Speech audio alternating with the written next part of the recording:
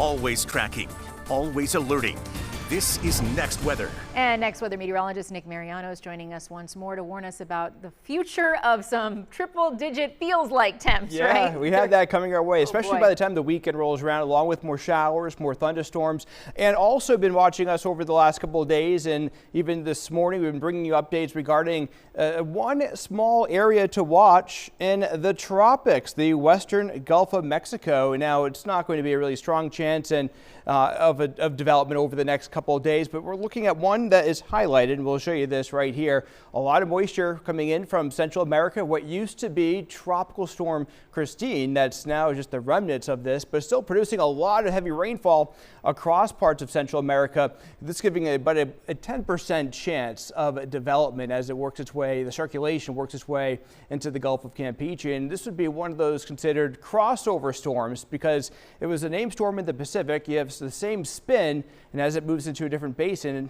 and becomes a named storm again, it requires a new name. So the bottom line is low chance, right? But if it does, we're not going to see any impacts here across Florida. But what we will see is a lot of moisture going up and around this. I placed this ridge of high pressure right here into the Gulf because this is what's going to be controlling the general pattern in the days ahead. And I want to show you as we carry on over the next few days, watch the moisture with this. This is the rainfall over the next several days. You can get a good track of where this is going to head, at least remnants or not, across the Gulf Coast and up and around that ridge of high pressure. And we'll be seeing a focus of activity essentially concentrated along the Gulf Coast, but north of our area, north of the peninsula of Florida. So that means we're going to see just all this rainfall for us, essentially just going to be our generic afternoon showers and thunderstorms that we'll continue watching. That will be on the increase in the days ahead. We're seeing the activity in the last few days focus across the Everglades back up to the west, and tomorrow that's going to be the best chance for additional development right across our inland spots. But we start to see the development closer to the metro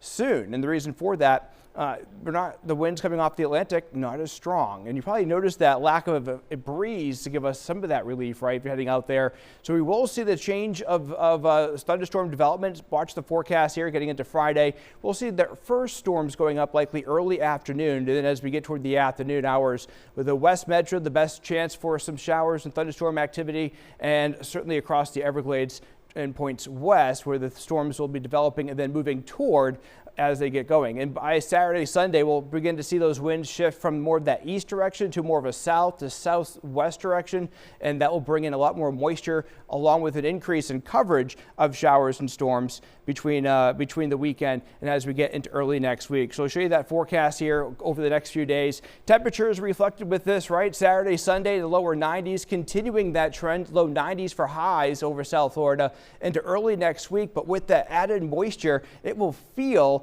like 100 to as high as about 103 to 105 away from the coast. That's where we have that soupy air mass, and then these storms can put down some heavy rainfall rates. We know that here in South Florida, and continuing the chance of a daily afternoon storm as we get into mid next week. Lauren?